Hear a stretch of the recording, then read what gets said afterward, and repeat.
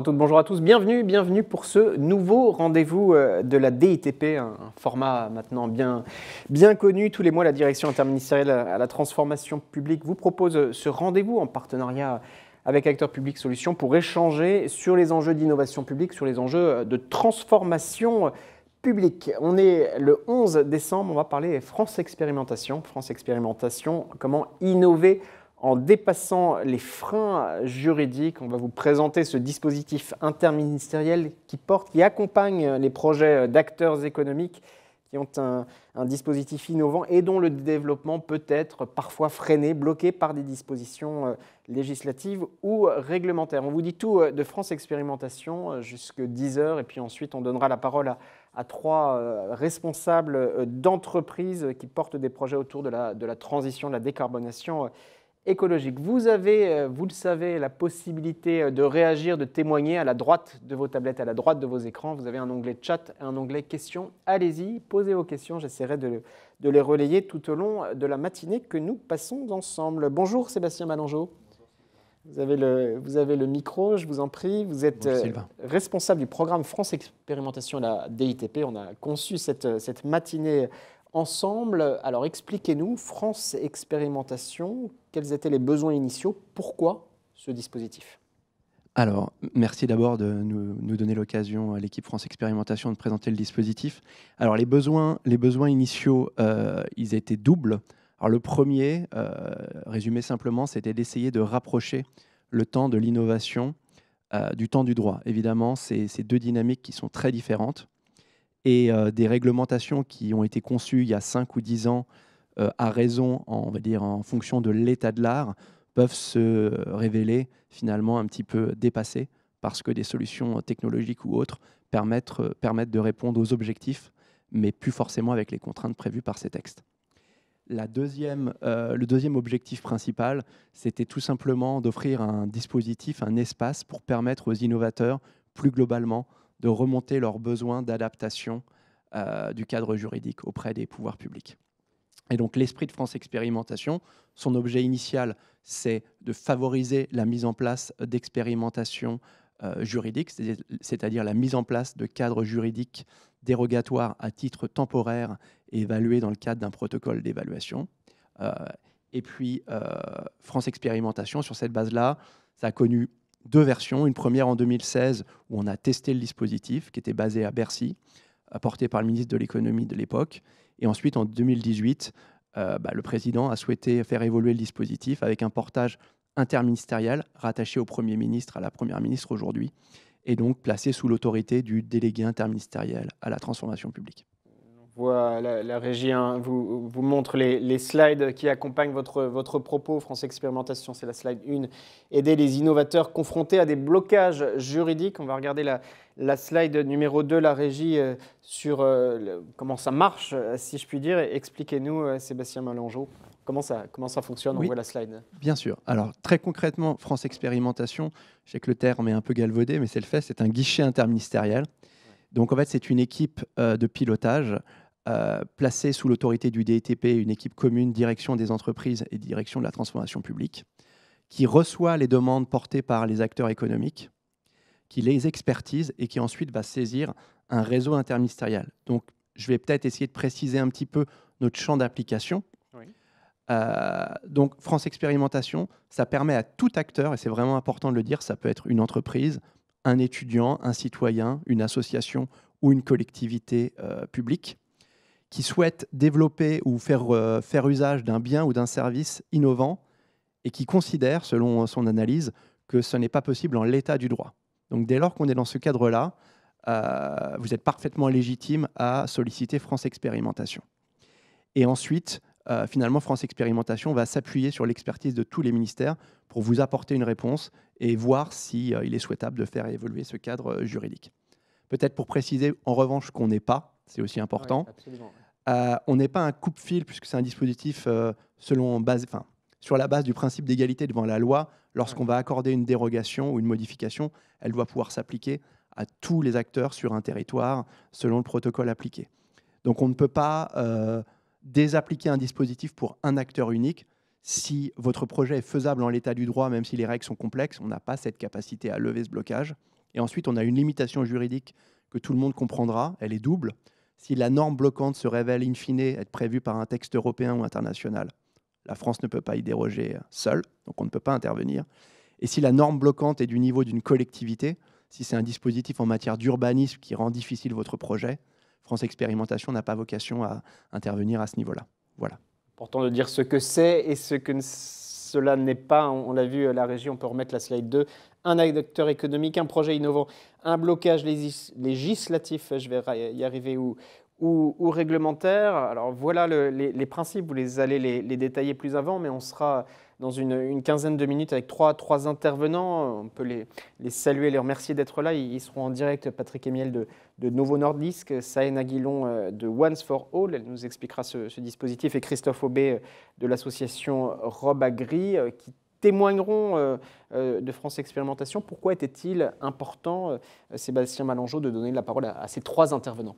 Alors, on est vraiment très heureux que les trois intervenants puissent être là parce qu'ils incarnent trois types de services, trois types d'acteurs qui peuvent intervenir avec France Expérimentation. Donc d'abord, c'est évidemment trois très belles entreprises à des niveaux différents. Novo Nordisk, tout le monde le sait, c'est un leader mondial dans le domaine de la santé. Oui. Et c'était un projet que Novo Nordisk a construit avec les pouvoirs publics, mais qui s'inscrivait aussi dans une stratégie mondiale.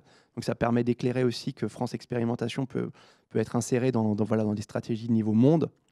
Once for All, le projet Totem que Madame Guillon va nous présenter, c'est un projet qui a été présenté par une start-up et où on a eu un gros rôle de mise en relation avec les pouvoirs publics pour vraiment pouvoir tester la solution sur le terrain avec les pouvoirs publics et les convaincre de faire évoluer la norme.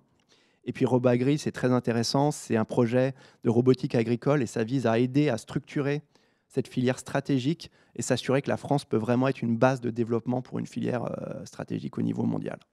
Et enfin, comme vous l'aviez dit, ces trois projets s'inscrivent dans la transition écologique. Et donc, c'est évidemment une priorité gouvernementale et une priorité de France Expérimentation. Ils seront avec nous dans un instant, et dans un agenda très chargé. Ils ont tenu, et on les remercie d'être là. Patrick Emiel, vice-président de Novo Nordisk, en charge des affaires économiques et publiques. Sahen Aguilon, qui est directrice du développement de Once for All. Christophe Aubé, président de l'association Rob Agri et ambassadeur France 2030. Ils vont témoigner. Ils vont témoigner aussi de leur méthode, comment ils travaillent avec vous, comment ils travaillent avec France Expérimentation. Justement, expliquez-nous les méthodes. On a une slide qui va apparaître, la slide numéro 3, la régie, les méthodes. Brièvement, donc nous, c'est un dispositif, je crois, vraiment très simple. C'est-à-dire, pour nous solliciter, il suffit de nous adresser un dossier en ligne sur le site Démarche Simplifiée. Un dossier très simple avec essentiellement quatre questions. Qui vous êtes? Quel est le projet innovant? Quel est le blocage juridique que vous avez identifié? Et quel est le territoire et le protocole d'expérimentation que vous pourriez envisager. Une fois qu'on reçoit ces éléments, systématiquement, l'équipe France Expérimentation, dont j'ai la responsabilité avec mes collègues, on va avoir un dialogue avec les acteurs économiques pour leur expliquer France Expérimentation, ce qu'on fait, ce qu'on ne fait pas, s'assurer qu'on comprend bien leur projet, peut-être faire un peu de traduction entre langage, on va dire, du privé et langage administratif. Être sûr de bien se comprendre. Voilà, on a un petit rôle d'accompagnement pour s'assurer que tout sera fluide. Et ensuite, on va donner accès au dossier en ligne. Ouais. Évidemment, tout cela est gratuit, ça paraît une évidence, mais c'est bon de le répéter. Et on va donner accès à cette demande à tous les ministères concernés. Donc, on a un réseau de correspondants interministériels. On ne va pas seulement saisir le ministère ou les ministères concernés par le blocage juridique, mais tous les ministères intéressés par la thématique. Donc, on peut avoir sur un sujet comme le sujet qui sera présenté sur Novo Nordisk, le ministère de la Santé, mais le ministère de la Transition écologique, le ministère de l'Économie au regard des impacts structurels. Donc, c'est une forme d'agora interministérielle et on va demander à chaque ministère de nous apporter des réponses, d'abord en droit. Est-ce que l'analyse juridique du porteur de projet est exacte? Dans 30% des dossiers qui nous sont déposés, on se rend compte qu'en fait, le projet est faisable en l'état du droit. Oui. Donc, l'administration revient vers le porteur de projet pour lui dire, dans les conditions que vous nous avez exposées, ou en modifiant tel paramètre de manière marginale, vous pouvez développer votre projet en l'état du droit.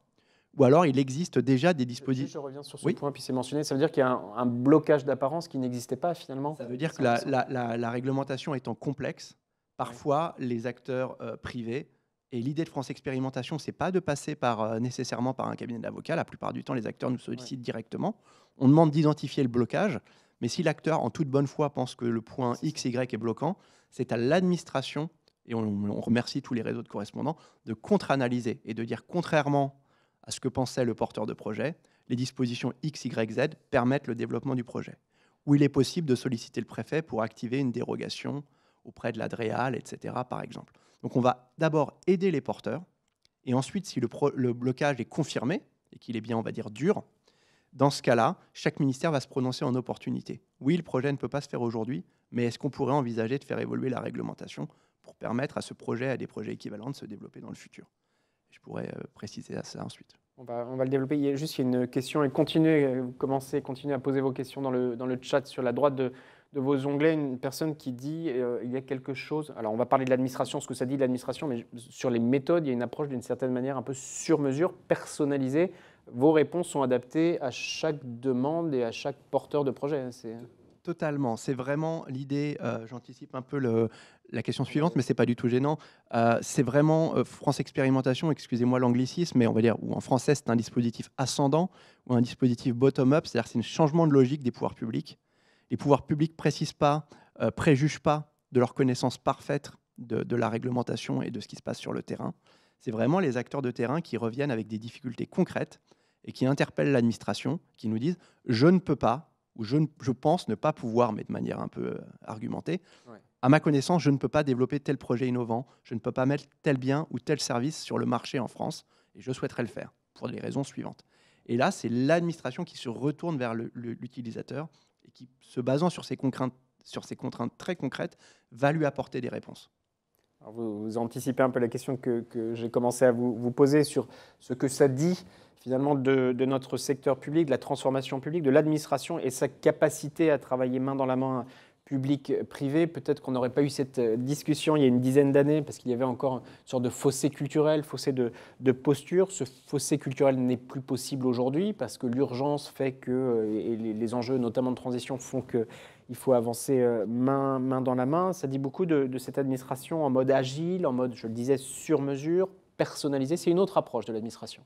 Oui, c'est vrai que c'est un des dispositifs qui sont basés sur, le mot a été beaucoup utilisé, mais sur la bienveillance, l'écoute et le dialogue. C'est vraiment, nous, on a présenté France Expérimentation à l'OCDE. C'est un dispositif assez unique parce que ça n'est pas un sandbox, si on pourra revenir sur ces sujets. C'est vraiment un dispositif... Sandbox, un bac à sable. Un bac à sable réglementaire, ouais. Où les pouvoirs publics disent, dans tel domaine, j'envisage des évolutions, est-ce que vous avez des idées ? Nous, la logique est inversée, elle est vraiment ascendante.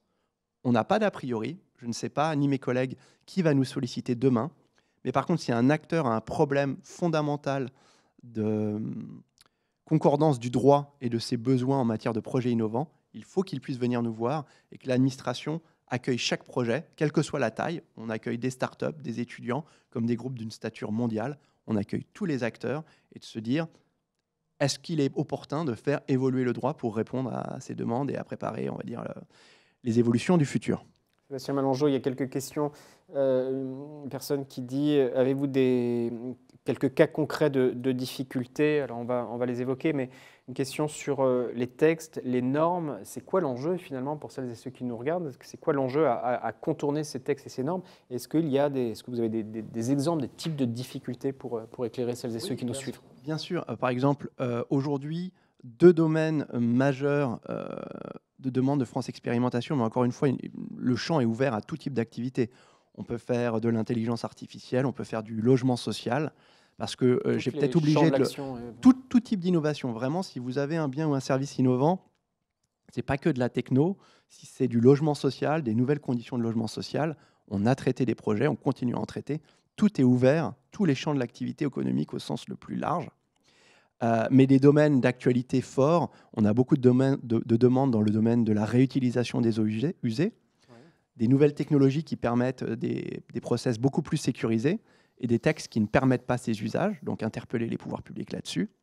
Dans le domaine de l'économie circulaire globalement, et Novo Nordisk sera certainement un très bel exemple, il y a 15 ou 20 ans, tous les dispositifs médicaux devaient être détruits au regard des risques. Aujourd'hui, il y a des technologies qui permettent de les réutiliser, de les recycler, de les trier de manière efficace.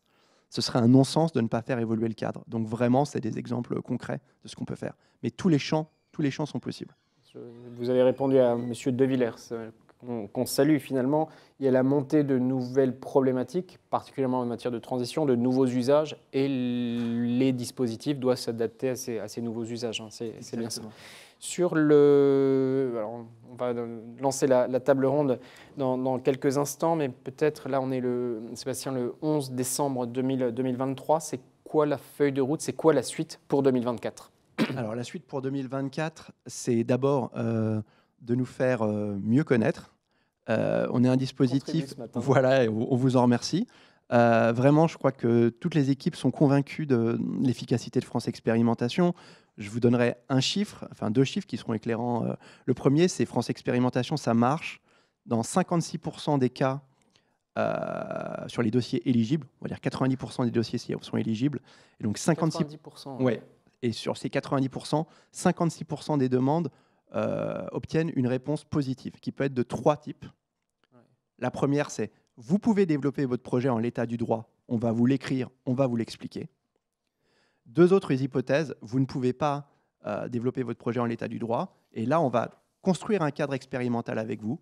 On va dire par dérogation à la norme X, il est possible on va fixer un territoire, un protocole expérimental, et vous allez vous engager dans ce protocole expérimental. Tout autre acteur qui voudrait en bénéficier, c'est très important, doit pouvoir se signaler au pouvoir public et en bénéficier. Et ensuite, les pouvoirs publics évaluent l'expérimentation. La plupart du temps, c'est positif et on généralise, mais il faut aussi accepter que parfois, ça ne soit pas positif. Et peut-être de manière plus maligne, parfois, c'était positif à 80% et ça permet que la version finale soit réajustée pour être 100% conforme aux besoins des pouvoirs publics et des acteurs de terrain. Et la troisième hypothèse, qui n'est pas négligeable, c'est de dire on n'a même pas besoin d'une phase expérimentale. Il y a besoin de faire évoluer le droit directement pour tout le monde.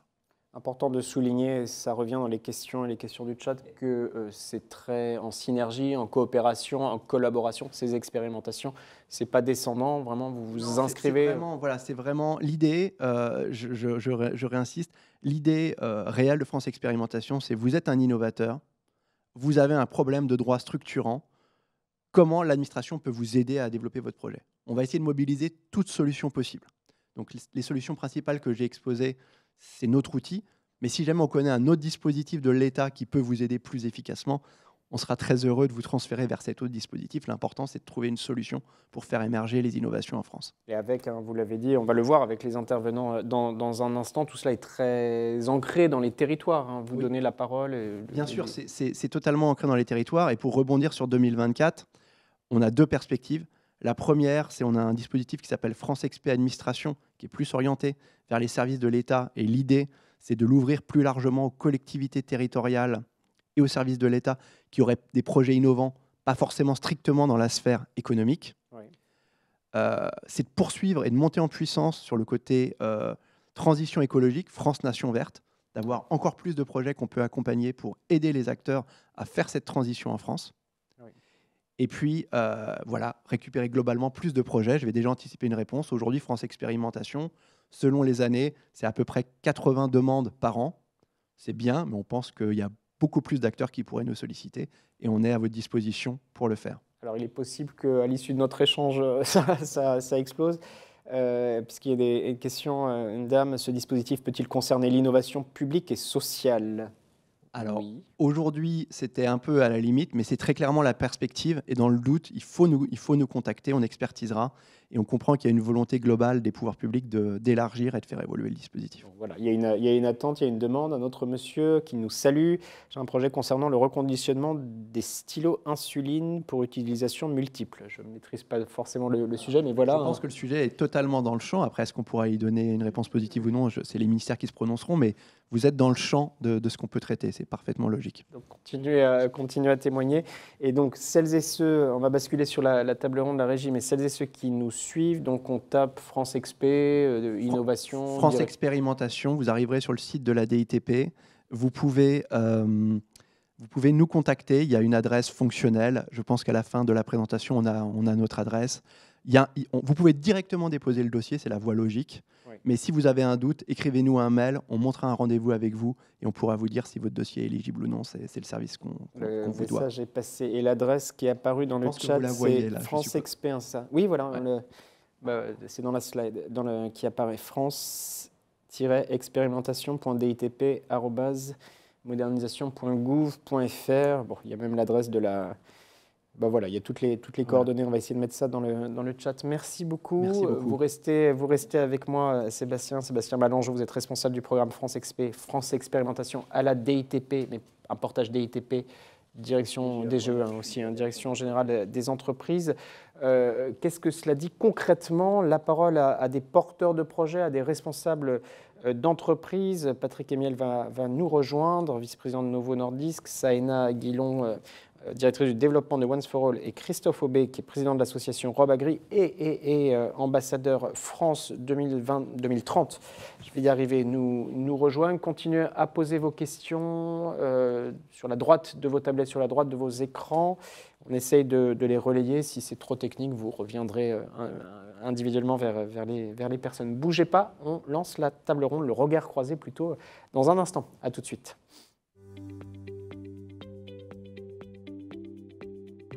France Expérimentation, innover en dépassant les freins juridiques. Merci d'être toujours avec nous, merci de nous rejoindre. Peut-être, on est le 11 décembre, on poursuit nos échanges dans ce nouveau rendez-vous de la DITP, un format mensuel, un format régulier que vous propose la Direction interministérielle à la transformation publique en partenariat avec Acteurs Publics Solutions. On parle d'innovation, on parle de transformation publique, on parle aujourd'hui, ce 11 décembre, de France Expérimentation. Innover, dépasser les freins juridiques. On vous a tout dit avec Sébastien Malangeau, le responsable du programme à la DITP de ce dispositif. Si vous nous prenez en route, je vous invite à revoir le replay de l'échange. On va parler maintenant de cas pratiques, si je puis dire, avec mes 4 invités. Alors Sébastien Malangeau, vous êtes toujours là, responsable du programme France Expérimentation à la DITP.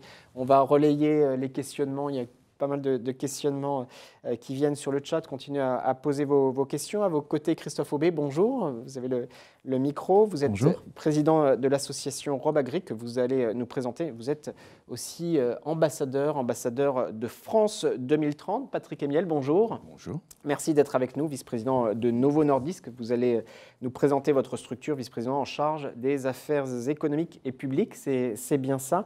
Et Saena Guillon, bonjour. Oui, bonjour. Merci d'être avec nous, fondatrice de Via Eco, directrice du développement de Once for All. Si vous voulez bien, peut-être tous les trois, présenter vos structures respectives et puis on entre dans la discussion. Vous démarrez, Saena Guillon. Merci beaucoup. Bonjour. Donc, effectivement, Once for All, c'est une solution numérique française qui est née du rapprochement de plusieurs marques, dont Viaco. On vient en fait enlever, si je peux dire, des cailloux dans les bottes de chantier, parce qu'on intervient dans ce domaine, à la fois au côté maître d'ouvrage et entreprise générale pour simplifier leurs obligations de vigilance et maintenant leurs enjeux de décarbonation, et de l'autre côté pour les PME, donc pour simplifier leurs charges administratives sur les chantiers. Vous me disiez hors antenne, vous avez démarré très vite, vous êtes inscrit rapidement dans le dispositif France Expérimentation, vous nous l'expliquerez.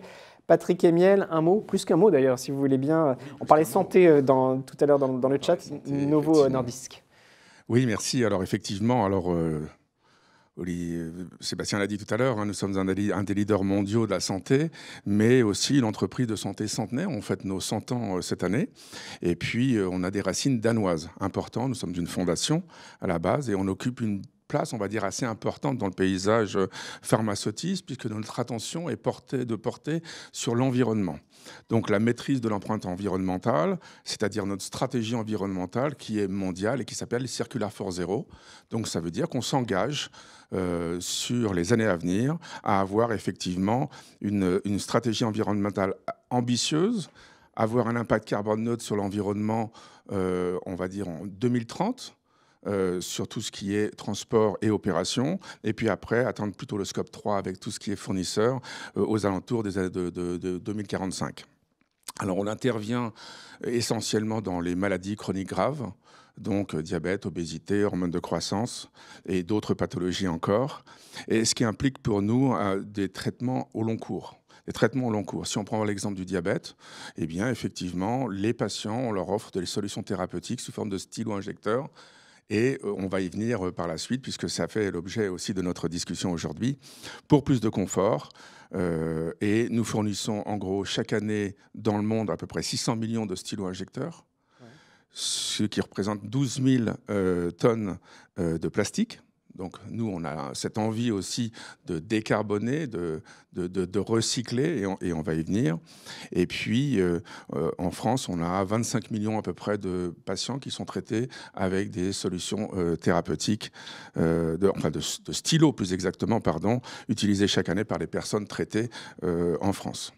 Pour le diabète, l'obésité ou l'hormone de croissance, ça correspond à peu près à 1 million de patients. Merci beaucoup. C'était important d'avoir des témoignages de structures au profil différent. Merci beaucoup, Christophe Aubé. Merci d'être là dans un agenda, vous aussi, très chargé. Rob Agri, ambassadeur France 2030. Alors, Rob Agri est une jeune association qui est focalisée sur l'agroécologie par la robotique. Donc, on a été créé en 2017. On rassemble une petite centaine d'acteurs. Et encore une fois, on est focalisé sur l'agroécologie. Et en fait, cette agroécologie, ça sous-entend quoi? Ça sous-entend qu'on veut respecter au maximum l'environnement et les acteurs qui sont impliqués dans l'agriculture, les agricultrices et les agriculteurs. Cette agroécologie, notre conviction, c'est qu'elle passe par de la robotique. La robotique peut avoir un effet très important sur cette transition agroécologique. Et donc, cette robotique, pour avoir un effet le plus transformant pour notre agriculture, on veut l'intégrer dans une chaîne globale, c'est-à-dire incluant la recherche, les formations, les représentants des utilisateurs, donc les agriculteurs, et bien sûr les roboticiens. Cette vision qui décloisonne a été tellement validée par l'État, c'est qu'ils nous ont confié 42 millions d'euros de travaux par le grand défi robotique agricole pour permettre cette transition agroécologique.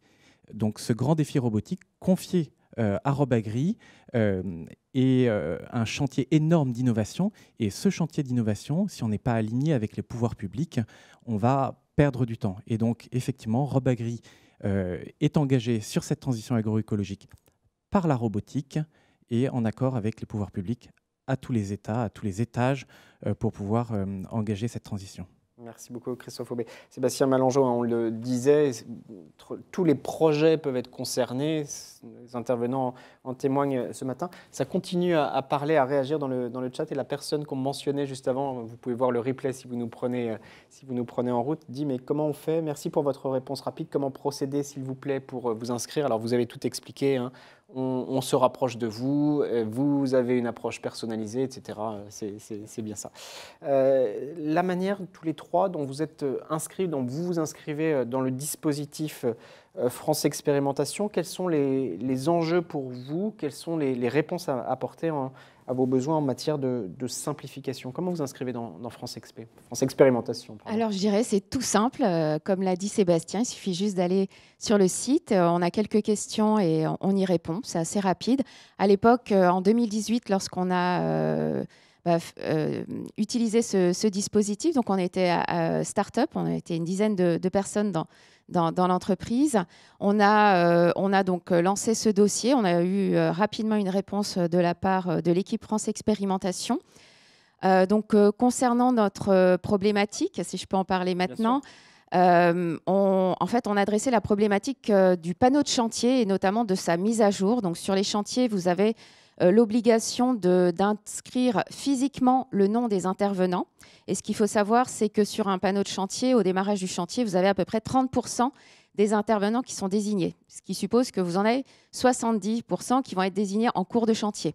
Et alors, comment c'était fait sur les chantiers? En fait, c'était en venant apposer des autocollants, parfois sur des panneaux qui étaient positionnés à 3-4 mètres de hauteur, donc pas forcément très, très simples à sécuriser. Et vous deviez donc commander ces autocollants, les mettre en place sur le panneau de chantier pour afficher le nom des intervenants. Voilà, donc compliqué. Et ce qu'on a souhaité, c'est légaliser finalement l'alternative numérique de la mise à jour des intervenants sur ce panneau de chantier. Voilà. Et là, on a fait appel donc au dispositif France Expérimentation. On a été ravis parce qu'on a eu rapidement une réponse et on a été réaiguillé vers le bon ministère pour lancer l'expérimentation, en l'occurrence la Direction générale du travail. Voilà, donc c'est comme ça que cela a démarré.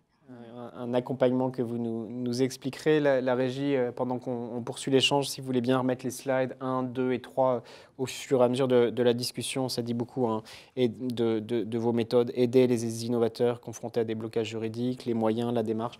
Si vous voulez bien remettre voilà, la slide. Patrick Emiel, même question, comment vous êtes inscrit, quels étaient vos besoins initiaux, comment vous êtes inscrit dans cette démarche de France Expérimentation?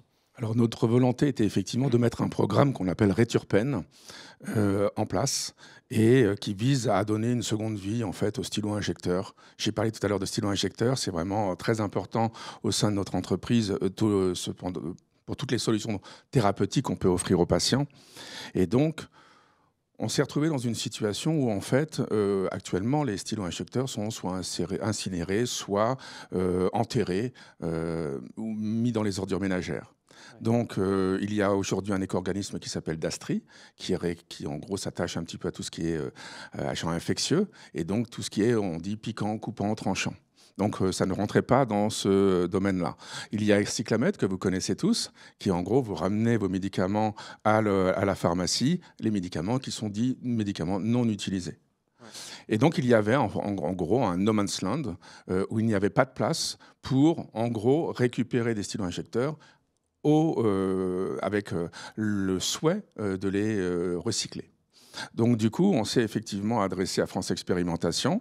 On a travaillé pendant 2 ans pour essayer justement de mettre en place un système qui, avec France Expérimentation, coordinateur, facilitateur, nous permettait d'enlever des barrières juridiques, législatives et réglementaires qui n'existaient pas pour ce genre de produit.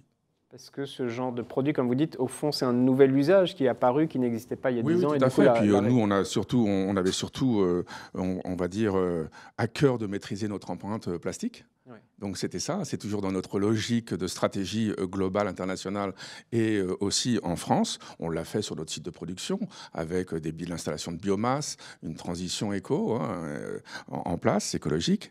Et là, c'était dans le même principe. Alors nous, on s'est rapprochés, effectivement. Le problème était en fait de passer de l'incinération au recyclage. J'y reviendrai un petit peu plus tard, sûrement. Ouais, mais voilà, donc ça répond un petit peu aussi à la question que j'ai cru comprendre tout à l'heure sur quid des stylos injecteurs d'insuline, si j'ai bien entendu. Donc voilà, on a déjà amorcé une bonne partie du travail, on va dire, et je pourrais peut-être revenir là-dessus tout à l'heure. Absolument. Christophe Aubé, pareillement, comment vous êtes inscrit dans cette démarche? Quels étaient vos besoins initiaux? Quels sont les accompagnements que vous a apporté France Expérimentation? Alors, le constat initial était relativement simple. On commençait à avoir des robots qui commençaient à évoluer dans nos campagnes, mais il faut imaginer que le robot n'est pas un véhicule.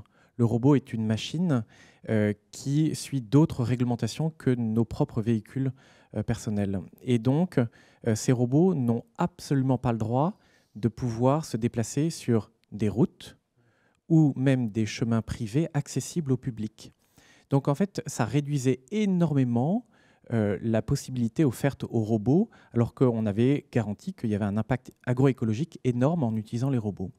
Et donc, on a essayé de construire, avec France Expérimentation, un cadre dérogatoire permettant d'utiliser les robots pour pouvoir passer d'une parcelle à une autre, juste télécommandé, et donc de passer sur potentiellement des chemins publics alors qu'on n'a pas d'homologation.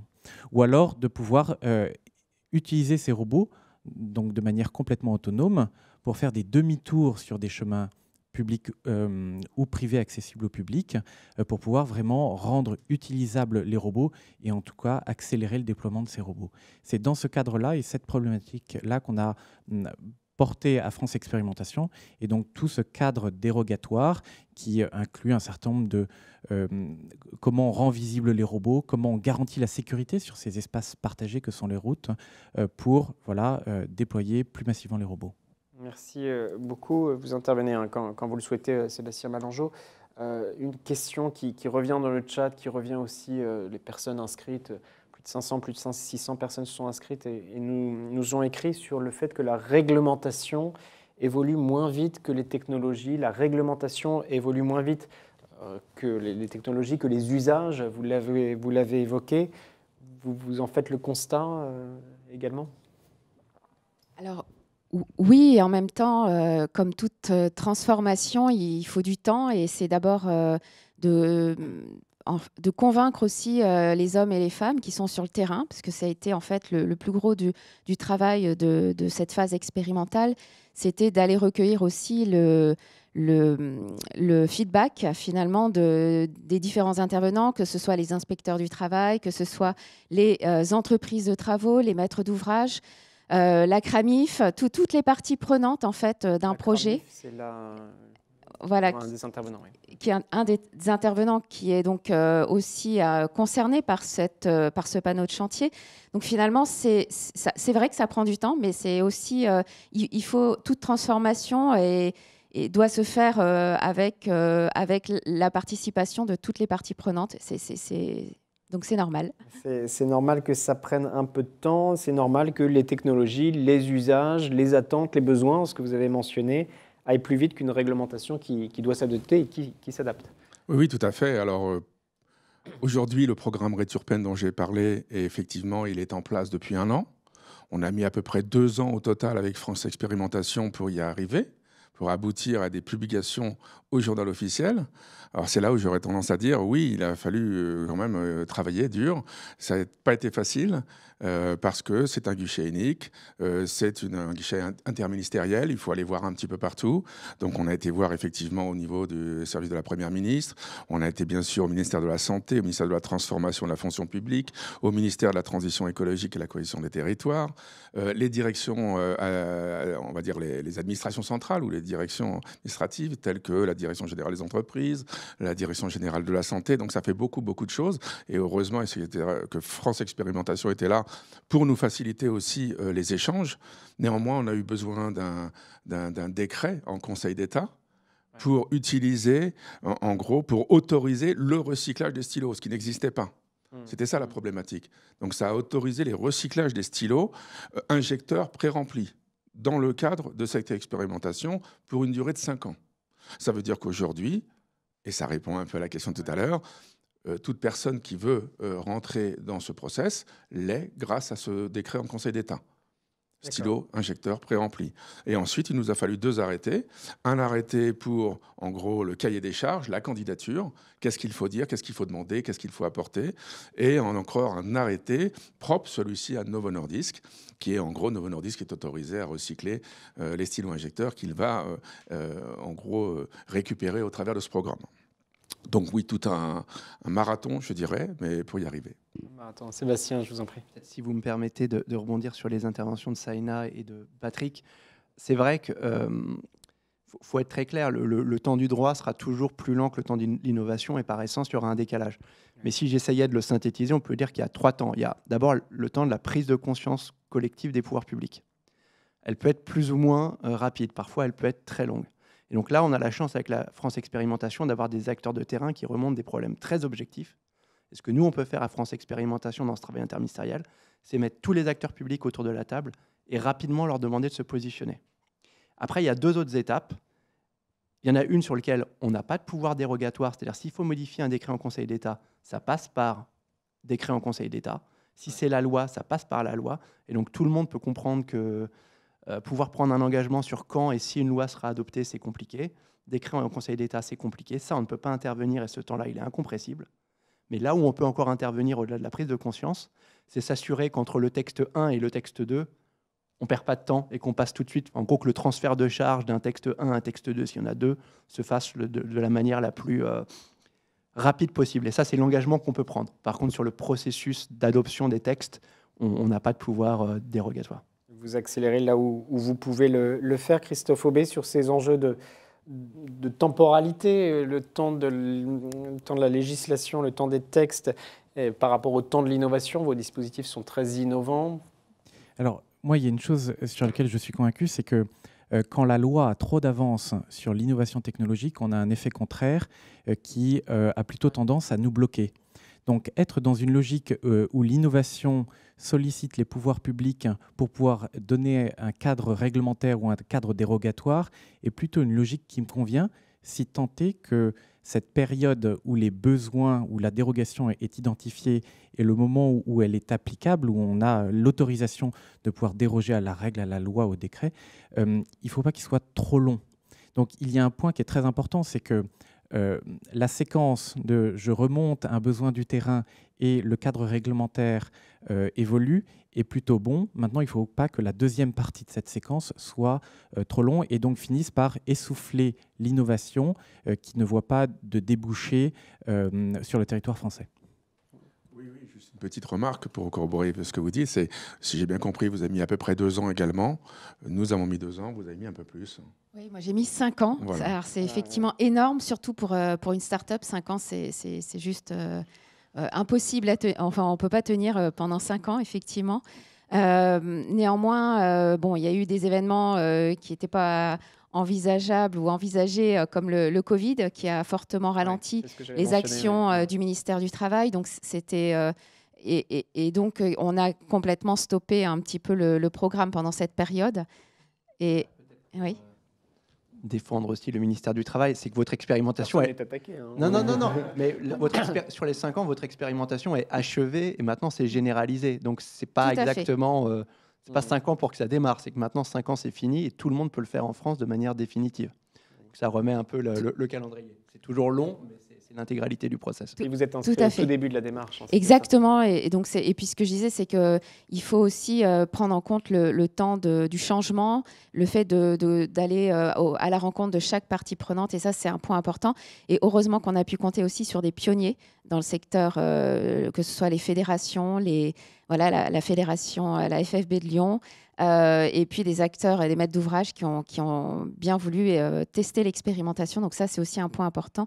Et parfois, les délais sont incompressibles sur ce sujet. Je prends une série de questions, si vous voulez bien. Alors, une qui vous concerne, Madame Nola, que je salue. Vous avez évoqué la CRAMIF tout à l'heure. En quoi est-elle un acteur dans ce dispositif ? En fait, elle intervient parce que la CRAMIF, pour rappeler celles et ceux qui nous suivent, qui savent peut-être pas ce qu'est la CRAMIF. Oui, elle contrôle en fait le dispositif de sécurité sur les chantiers. Elle a besoin de connaître les intervenants de chantier, puisque effectivement, que ce soit, enfin, on a pas mal d'intervenants sur un chantier, et elle a eu un accueil très favorable de ce dispositif, enfin, en tout cas de cette expérimentation, et nous a beaucoup aidé, ne serait-ce que dans son retour d'expérience. Voilà, on a d'ailleurs pas mal fait évoluer les outils grâce à son retour. Important de souligner à travers cette intervention, votre intervention, le fait que tout cela se joue dans des écosystèmes et que l'action publique, vos interventions ne peuvent pas être en silo, en verticalité, tout le monde travaille ensemble. C'est une évidence que de le dire, c'est bien de le rappeler. Oui, et puis je pense que ce qui est aussi à souligner, c'est qu'on a eu beaucoup d'acteurs publics qui étaient très intéressés et qui nous ont qui nous ont donné beaucoup de feedback. Et ça, c'est vraiment agréable quand on porte un projet un peu atypique. Voilà. Absolument. Il y a une question peut-être pour vous, Sébastien Malongeau, même si on l'a évoqué. Dans le cas d'un projet retenu pour expérimentation, quel serait le critère pour définir le temps de l'expérimentation et puis le temps après où c'est généralisé ? C'est une excellente question. Alors, elle a un peu évolué, mais globalement, la jurisprudence aujourd'hui, et de manière un peu compréhensible, était de faire des expérimentations pas trop longues, puisque le temporaire qui dure, c'est plus du temporaire. Donc, pour dire les choses simplement, en général, les expérimentations que nous recommandons sont de 3 à 5 ans. Moins de 3 ans, il faut quand même le temps de pouvoir faire une collecte. L'idée de l'expérimentation, c'est bien de pouvoir faire des points d'étape, d'analyser, et de pouvoir décider si on continue et on généralise, si on arrête, ou si on continue, mais en modifiant des paramètres. Donc, il faut quand même un temps d'évaluation. Et 5 ans, c'est beaucoup. Après, pour être tout à fait honnête, il y a aussi un temps caché. C'est-à-dire que si on prend une durée de 5 ans, il ne faut pas qu'on arrive à 5 ans moins 1 mois en disant bah, c'est super, on va généraliser, mais maintenant, il faut qu'on modifie le texte. Donc l'idée, c'est aussi de se donner le temps, à mi-expérimentation, d'avoir un avis assez précis sur quelle va être la suite à donner, pour que les acteurs puissent maîtriser leurs investissements, avoir des perspectives. Je pense que c'est important d'avoir des perspectives et que les pouvoirs publics puissent modifier le cadre juridique efficacement. Absolument. Il y a une question sur les dispositifs d'expérimentation sectoriels, comme l'article 51 de la loi c'est sur la Sécu, hein, oui. Qui permet, sur les enjeux de santé. Et est-ce que, alors, à la fois sur ce dispositif-là, est-ce qu'il y en a d'autres Oui, alors il y en a d'autres. Il y a aussi des dispositifs dérogatoires qui existent dans les textes existants. Peut-être important de préciser, France Expérimentation n'a pas du tout le monopole de l'expérimentation. Ouais. Comme je vous le disais, on n'a pas de pouvoir particulier. Par contre, nous, ce qu'on fait, c'est pour les acteurs publics qui nous regardent, c'est parlant, on fait de l'interministériel. Donc nous, on met tout le monde autour de la table et on fait en sorte que les pouvoirs publics prennent une décision aussi rapidement que possible et on coordonne cet exercice complexe pour les acteurs privés et en interministériel. Mais si un ministère veut mettre en place une expérimentation sans passer par France Expérimentation, c'est parfaitement possible. Et si c'est plus rapide, il ne faut pas s'en priver. Bon, c'est bien d'aller voir ce que vous faites tout de même. Sur vos attentes, sur la suite, quelles sont vos attentes en matière de simplification et d'accompagnement? On est aujourd'hui en décembre 2023, le dispositif se fait connaître, on y contribue ce matin, on est très heureux. Tous les trois, c'est quoi la suite? C'est quoi vos attentes, simplification, accompagnement? Qui voulez bien? Alors, non, moi, je souhaiterais d'abord saluer les bons rapports que l'on a pu avoir avec France Expérimentation. Ils ont joué le rôle de facilitateur et puis ils nous ont beaucoup conseillé. Donc, je dirais que les attentes étaient au rendez-vous. Voilà. Très bien. Sachant qu'on l'avait évoqué sur la première partie, je vous invite à la revoir si vous nous suivez en replay, 2 parties, présentation de France Expérimentation tout à l'heure et puis cette table ronde. On évoquait parfois des postures, on a pu parler d'un choc culturel entre des acteurs du privé et des acteurs du public. Aujourd'hui, ces postures ne sont plus là. Vous travaillez ensemble. Oui, tout à fait. Et puis, on a effectivement besoin d'avoir une lecture des enjeux des acteurs publics, en fait, des ministères. Donc, c'était intéressant d'avoir ces échanges, parce que ça se construit dans le dialogue et dans aussi la connaissance réciproque des enjeux de chacun. Voilà. Et je pense que là, France Expérimentation a vraiment été un grand facilitateur pour ce sujet. Vous parliez de feedback régulier, de retour en permanence. Patrick Emiel, sur vos attentes, sur vos besoins, simplification, accompagnement. Alors, peut-être pour préciser, déjà, dans le programme RETURPEN qu'on met en place, il est sur une expérimentation de 5 ans. Donc, ça veut dire qu'on va mettre des pilotes en place sur 2 ans dans 4 régions.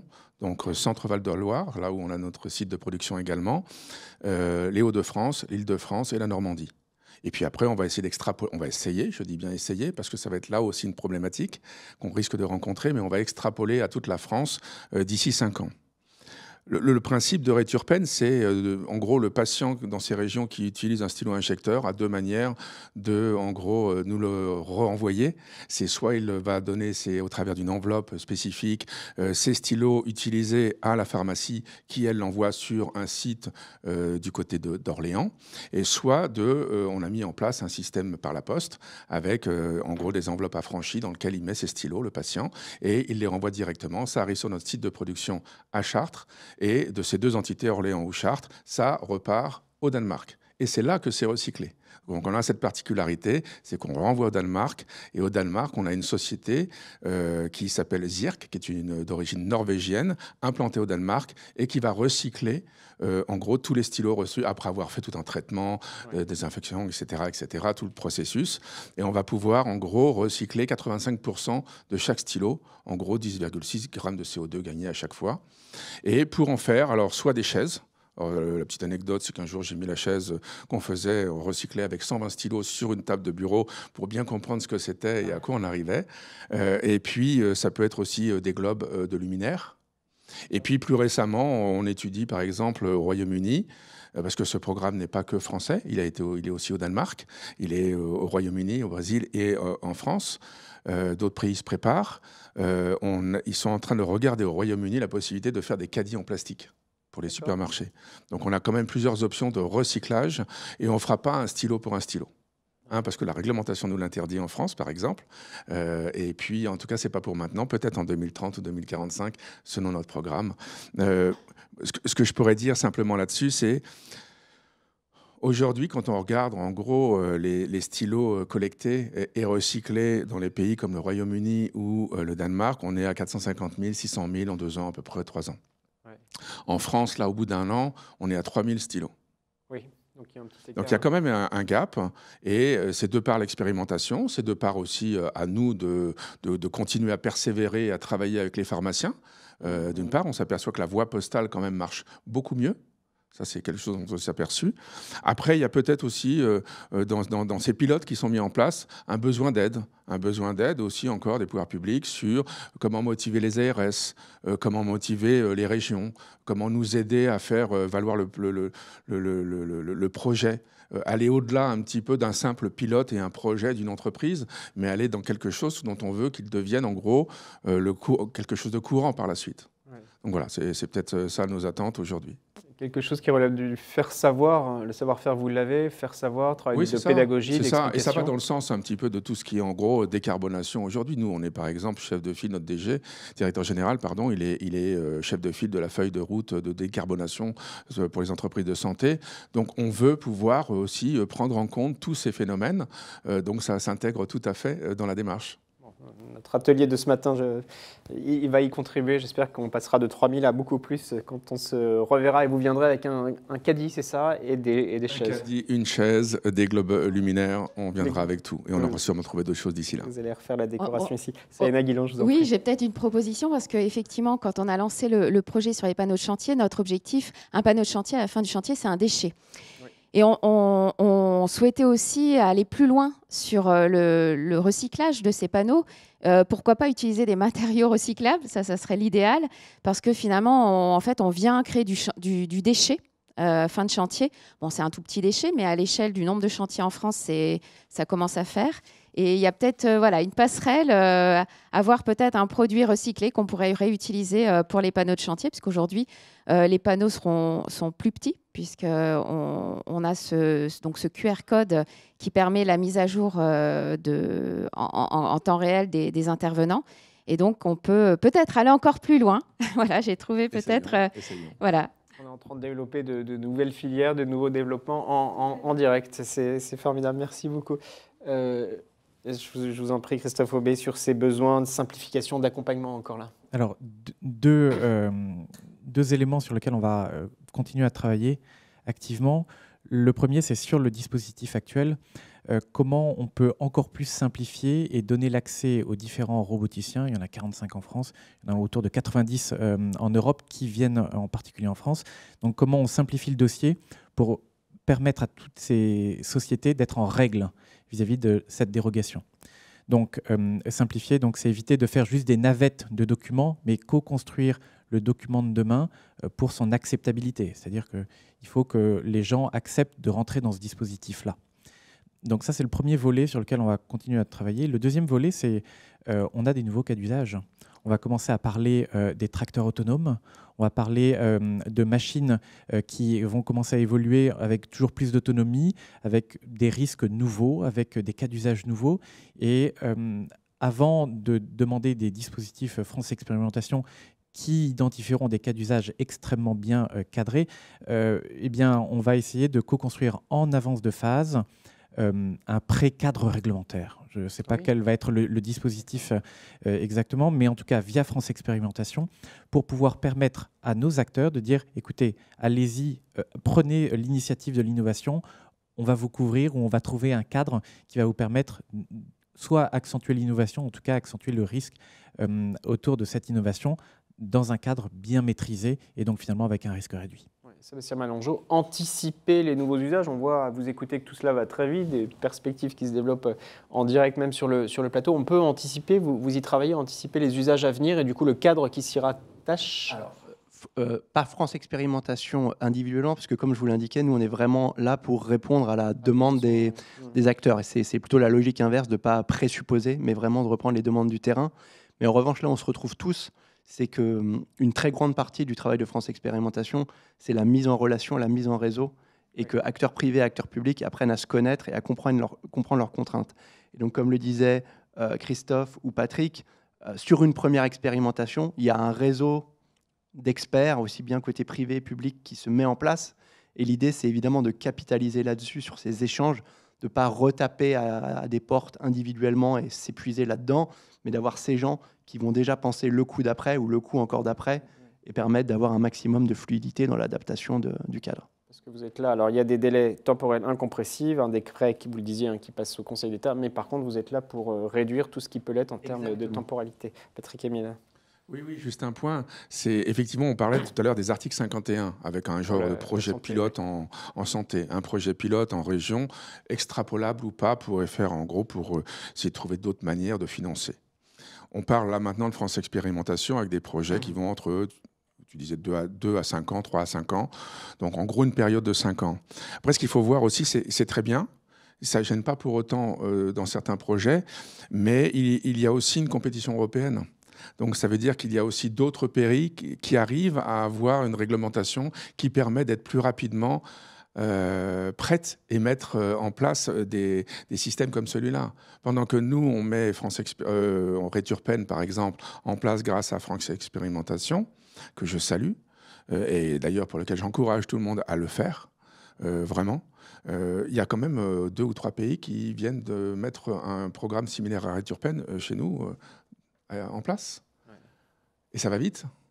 Donc voilà, je pense qu'il y a aussi ça, parce que sinon, ça démontre un petit peu ce qu'on voit souvent. Alors je parle peut-être un petit peu pour l'industrie de santé, mais on voit souvent des délais longs, un retard, on est en retard, on accepte moins bien l'innovation, enfin plein de choses comme ça. Oui, on dit qu'on l'est pour parler d'ambition 2030, on a beaucoup dans l'innovation, beaucoup dans l'appel, dans la réactivité, etc. Et pour autant, on prend du temps, et pendant ce temps-là, d'autres choses se développent. Christophe Aubé, vous avez raison, hein, Patrick Amiel, vous qui êtes ambassadeur France 2030, il y a une compétition à l'échelle internationale. C'est aussi l'un des enjeux que d'y répondre avec ce dispositif. Il y a une chose qui est claire, c'est que la réglementation, il ne faut pas la voir forcément comme quelque chose qui va freiner l'innovation, mais c'est un cadre pour engager les acteurs à innover. Ça, c'est la belle théorie. En revanche, quand cette réglementation, ces lois, ces décrets sont en décalage avec ce que les autres acteurs européens font, ça peut être une véritable tare. Et donc, en s'engageant dans des dérogations et tout ça, on a vraiment cette possibilité d'être en avance sur nos voisins et être précurseur dans la réglementation qui va arriver et qui peut être élargie au cadre européen. Et sur les tracteurs autonomes, on est clairement suivi au niveau européen pour voir, au fait, qu'est-ce que la France va faire et comment on s'inspire de ce que la France fait. Il est évident que si la France arrive à sortir un cadre réglementaire et qu'on arrive à convaincre nos voisins, eh bien, on aura un petit peu d'avance sur cette thématique-là. Donc oui, France Expérimentation permet, ce qui m'est cher, c'est une souveraineté industrielle sur un certain nombre de thématiques. Et ça, il faut qu'on l'accentue parce qu'il y a vraiment quelque chose à jouer. Industriel, c'est un enjeu important. Sur la compétition à l'échelon européen? Non, moi je voulais juste signaler que le panneau de chantier connecté, finalement Totem Chantier, on n'a pas vu d'équivalent encore en Europe, donc c'est peut-être l'occasion d'être précurseur. Après, ce qui fait aussi on va dire le déploiement d'une innovation, c'est l'acceptation sur le terrain, c'est la mise en place sur le terrain. Donc c'est important aussi d'avoir ces deux paramètres qui avancent conjointement, mais pourquoi pas. L'Europe, nous, on est plutôt à l'inverse. On se dit qu'il y a effectivement un marché en Europe, et parce qu'il y a des panneaux de chantier sur tous les chantiers. Ouais. Mais peut-être que les réglementations sont un peu différentes, donc à suivre. À suivre. Il nous reste une petite quinzaine de minutes d'échange, donc allez-y, posez vos questions rapidement, je les relaye, et puis on conclura bientôt nos travaux. Sébastien, quelques-unes pour vous. Sébastien Malangeau, responsable du programme France Expé à la DITP, France Expérimentation, pardon. Si on retient France Expé, ça veut dire que ça rentre un peu dans les usages, c'est bien. Existe-t-il une plateforme de mise en réseau des organisations bénéficiant du soutien de France Expérimentation pour aller plus loin, ou ça peut être inspirant aussi pour celles et ceux qui veulent postuler? Alors, c'est vrai qu'on a un sujet de communication. On a un registre des expérimentations qui est en ligne, qu'il faut de toute façon qu'on retravaille. Maintenant, comme je vous l'indiquais, les expérimentations, c'est une part assez marginale du service que nous rendons. On va dire c'est à peu près 10 à 15, à peu près 15% des dossiers déposés vont donner une expérimentation. Un peu moins de 10% donneront lieu à une modification définitive du cadre juridique directement. Mais on a ce 30% où on revient sécuriser juridiquement les acteurs en l'état du droit. Et ça, pour des raisons un peu complexes, on ne peut pas communiquer trop largement. Mais en tout cas, la chose qu'on peut indiquer, c'est que si un acteur se pose une question juridique, évidemment, il faut qu'il y ait quand même une analyse. On ne peut pas être saisi en nous disant « je ne sais pas si j'ai le droit de faire telle chose, est-ce que vous pouvez me l'indiquer ?» France Expérimentation, c'est une toute petite équipe, on ne peut pas solliciter les ministères. Mais si des professionnels ont identifié des articles bloquants et qu'ils estiment qu'ils les empêchent de développer leur projet, dans ce cas-là, ils sont parfaitement légitimes à nous saisir et on les accompagnera, on montrera un rendez-vous avec eux. D'accord, une question technique. Est-ce que le recyclage et le reconditionnement des têtes d'impression jet d'encre est dans votre programme?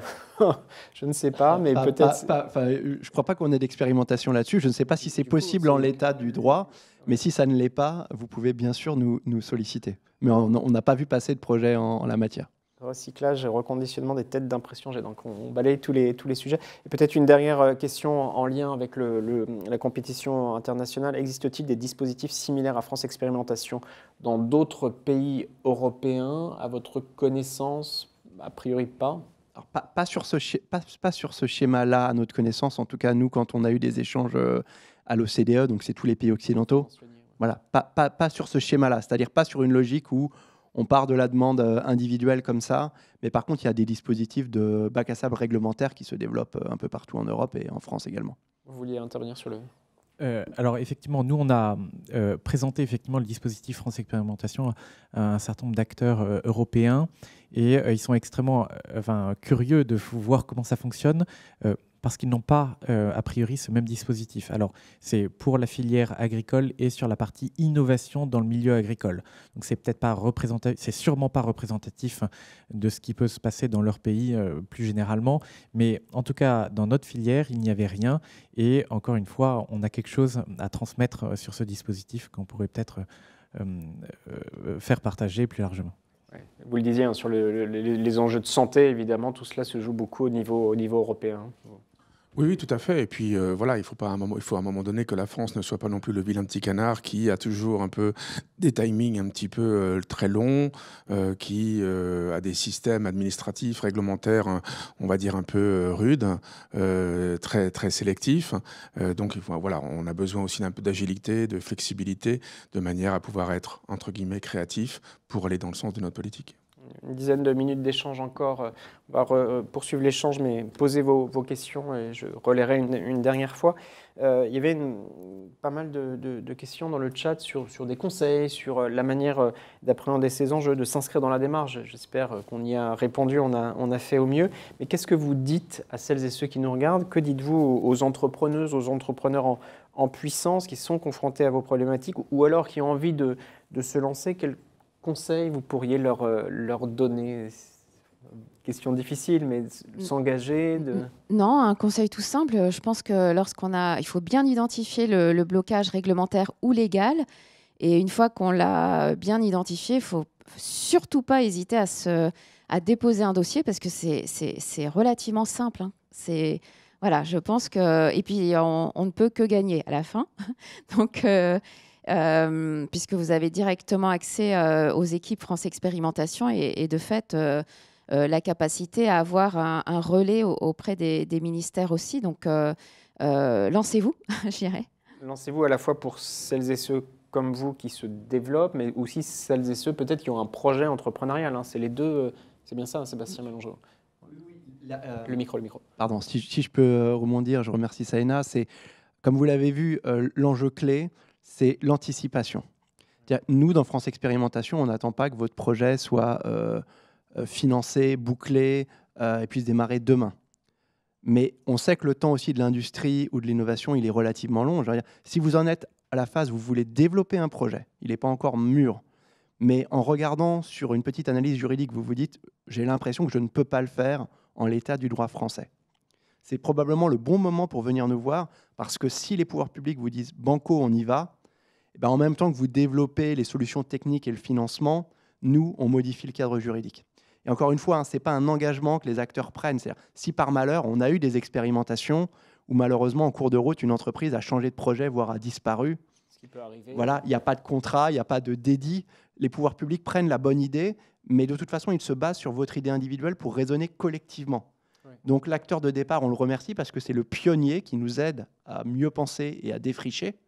Mais il ne prend pas d'engagement moral. Ce n'est pas un marché public où, si Novo Nordisk, on ne le souhaite pas, décidait de changer de stratégie, on le regretterait, mais il n'y a pas de contrat entre Novo Nordisk et l'État sur le fait qu'on va faire une expérimentation sur 5 ans. C'est Novo Nordisk qui a aidé les pouvoirs publics à repenser son cadre pour le bénéfice de tous les acteurs. Est-ce qui peut amener aussi à repenser sa stratégie pour le meilleur? Enfin, voilà, des dispositifs Mais peuvent évoluer, vous n'êtes pas engagé à vie, Non, tout ça est tout à agile. fait. Si je devais donner un exemple, si vous êtes, là c'est pas forcément notre public, mais un élève ingénieur en avant-dernière année ou dernière année d'école et qui a un projet innovant et qui envisage de monter sa boîte dans le futur, saisissez France Expérimentation, qu'on vous dise déjà si ce projet il a du sens ou s'il est faisable en droit. Et ensuite, vous pourrez voir si ça vaut le coup d'investir du temps, des moyens et des investisseurs. Ce qui est dramatique pour nous, c'est quand un acteur vient nous voir et nous dit « j'ai un tour de table, j'ai un financement, les acteurs vont me financer, si jamais je peux démarrer mon activité en 3 semaines ». Vous vous doutez que s'il faut modifier une loi, on est désolé, mais on ne pourra pas le faire dans ces délais. Ouais. Donc le sujet, c'est anticiper. Et comme le disait Saïna, j'espère que, je le crois, nos dossiers sont très simples et légers et on peut déjà échanger avec les acteurs pour leur dire si ça rentre dans le champ de France Expérimentation ou non. Oui, un vrai appui en conseil, en accompagnement d'une certaine manière, enfin, conseil stratégique d'une certaine manière même. Patrick Amiel, oui, sur les besoins, pour celles et ceux qui nous regardent, c'est intéressant d'avoir des champs très différents via vos interventions. Très belle émission, je trouve. Qu'est-ce que vous dites à celles et ceux qui nous regardent, qui ont un projet, qui sont en train de développer peut-être Je dirais tout simplement de se lancer, parce que je pense que ça vaut vraiment la peine. Je pense que ce soit une start-up, une petite entreprise ou une entreprise établie de grande taille, on a des projets, on a des solutions pour les entreprises et il faut les saisir. On parlait d'anticipation, je crois que c'est le cœur du sujet. Il faut vraiment anticiper. Ça ne prend pas beaucoup d'énergie que d'aller présenter un projet et essayer de voir s'il rentre un peu dans des cases. Et une fois qu'il coche toutes les cases, pouvoir ensuite, après, passer à des histoires un peu plus lourdes que on va dire de dossiers, d'explications, de timing et autres.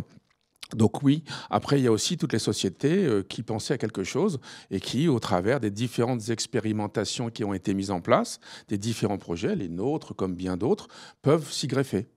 Donc ça, il faut aussi le faire. Je le disais tout à l'heure, par exemple, je ne suis pas en train de faire la promo pour le faire, hein, mais pour autant, le décret en Conseil d'État qui a été publié autorisant le recyclage des stylos injecteurs pré-remplis, voilà, c'est pas Novo Nordisk, c'est pas pour Novo Nordisk. Et l'objectif, c'est ce que disait Sébastien tout à l'heure, c'est vraiment que ça soit généralisable et ouvert à toutes sortes d'entreprises et qui seraient dans les mêmes situations.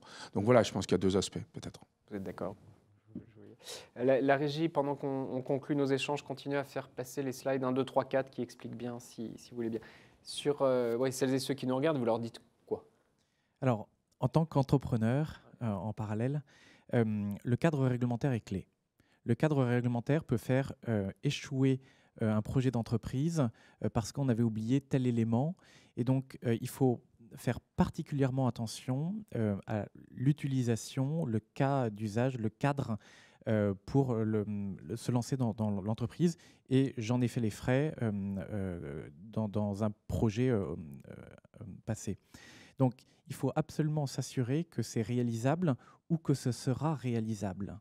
Et c'est là où France Expérimentation peut ouvrir une porte en disant oui, dans l'état actuel du droit, ce n'est pas faisable, mais potentiellement c'est réalisable et ça peut donner un avantage concurrentiel énorme si on est le premier à ouvrir cette porte. Donc oui, il y a des très belles opportunités offertes par France Expérimentation, il faut les saisir.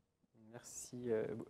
Et oui, j'ajouterais juste que ça permet aussi d'accélérer.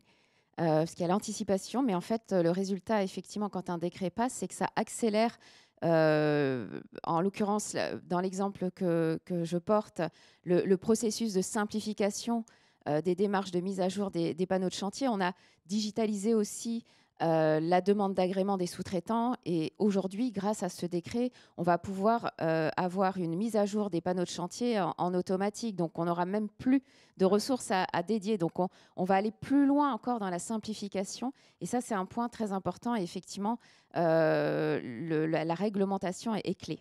Merci beaucoup. Allez, deux, trois questions et puis on conclut nos travaux. Quelques-unes pour vous, Sébastien Malongeau. Est-ce que des sujets tels la déontologie, la réglementation sont abordables dans le cadre de ce dispositif? Par exemple, dans certains secteurs réglementés, il est difficile d'innover en raison du monopole de ces professions. Est-ce qu'on peut y répondre? Je pense que je vois. Il n'y a pas d'obstacle de principe sur les professions réglementées. Ça va dépendre des normes. Mais effectivement, si une activité est réservée à un type de professionnel et qu'il y a des nouveaux modèles, on le voit, avec le numérique, il y a des plateformes d'intermédiation qui se mettent en place Et parfois, il y a effectivement des confrontations avec des professions existantes. Ce n'est pas exclu du tout du champ, c'est une nouvelle forme de service ou une nouvelle activité. Merci. Est-ce que l'intervention de France Expérimentation se fonde obligatoirement sur un cadre législatif établi ou alors l'expérimentation peut intervenir par rapport à une PPL, enfin une proposition de loi qui n'est pas encore en vigueur mais qui risque de faire des blocages si elle devait être adoptée? Alors, normalement, c'est sur le cadre établi, mais en toute honnêteté, comme je le disais au début, France Expérimentation, c'est aussi un espace pour que les innovateurs puissent remonter des difficultés. Si vous voyez une PPL qui vous semble très problématique pour l'innovation, on ne pourra pas l'arrêter, mais on peut alerter les pouvoirs publics sur des difficultés qui nous seraient remontées. Ouais. Comment modifiez-vous le cadre juridique? Est-ce que vous avez un comité d'éthique? Enfin, comment ça se passe concrètement? Oui, vous avez raison, parce que c'est quelque chose que je n'ai pas eu le temps de développer. C'est très important. Ouais. La décision est prise par la Première ministre aujourd'hui. En fait, les dossiers sont arbitrés lors de réunions de RIM, de réunions interministérielles dans le langage administratif. Donc c'est vraiment au plus haut niveau de l'État que la décision est prise. Ce n'est pas France Expérimentation qui décide, c'est la Première ministre et ses équipes. Ouais. La régie, si vous voulez bien mettre la slide numéro 4, Sébastien, quand on a préparé l'émission, donc la slide numéro 4, voilà comment ça marche. Des arbitrages rendus par le cabinet, enfin par Matignon, les RIM, deux principales solutions retenues, voilà, adoption de textes dérogatoires ou en l'absence de blocage, sécurisation juridique. C'est vraiment aussi une sécurité pour les acteurs, c'est-à-dire que c'est le plus haut niveau de l'État qui rend la décision. C'est pas quelques fonctionnaires dans leur coin, c'est plus haut niveau. C'est pas exprimé comme ça la question, mais voilà. C'est une question légitime de savoir, vraiment Premier ministre, et encore une fois, principe d'égalité. Lorsqu'on définit un territoire, un protocole, comme l'a dit Patrick, un territoire, une durée, un protocole, si des concurrents ou amis de Novo Nordisk veulent venir et qu'ils démontrent au pouvoir public qu'ils sont en capacité de respecter ce protocole, le principe d'égalité, c'est que tout acteur doit pouvoir en bénéficier. Et pour nous, pour tirer des bénéfices de l'expérimentation, on souhaite qu'un maximum d'acteurs s'inscrivent dans les expérimentations. Merci beaucoup. Quid de l'innovation sociale? Est-ce que cela rentre dans le champ de France? On l'a dit tout à l'heure, ça c'est susceptible. Je vous renvoie un peu plus tôt dans l'émission. Je vous renvoie aussi à la première partie que nous avions faite. Concluons nos échanges peut-être sur la suite, comment vous voyez 2024, ou un mot de conclusion, le message fort sur lequel vous voulez insister, peut-être Christophe Aubé, donc président de RobAgri, ambassadeur France 2030. Beaucoup de messages, beaucoup de questions dans le chat qui dit beaucoup de l'intérêt de France Expérimentation et de vos travaux. Si je n'ai pas pu relayer toutes vos questions, on reviendra vers vous de manière individuelle. Votre conclusion, Christophe Aubé, le message sur lequel vous voulez insister? Alors, très, très rapidement, l'agriculture se réinvente, on en a besoin. RobAgri et les associations autour du secteur agricole portent énormément d'innovations qui viennent bouleverser un petit peu le mode de fonctionnement. On va parler d'utilisation des insectes dans notre nourriture, on va parler de biocontrôle, de nouveaux produits phytopharmaceutiques qui doivent solliciter le plus rapidement les dispositifs France Expérimentation parce qu'il y a encore une fois une porte ouverte à l'innovation et la société en tirera parti puisque ça permet cette transformation, cette mutation de l'agriculture. Donc, encore une fois, solliciter France Expérimentation, c'est un très beau dispositif. On en tire les fruits aujourd'hui avec l'association RobAgri. À vous d'en profiter. Merci pour votre conclusion, Patrick Amiel. Message sur lequel vous voulez insister en dernière prise de parole, monsieur le vice-président de Novo Nordisk. Oui, déjà que nous sommes fiers de ce programme, fiers d'avoir travaillé avec France Expérimentation, de le mettre en place.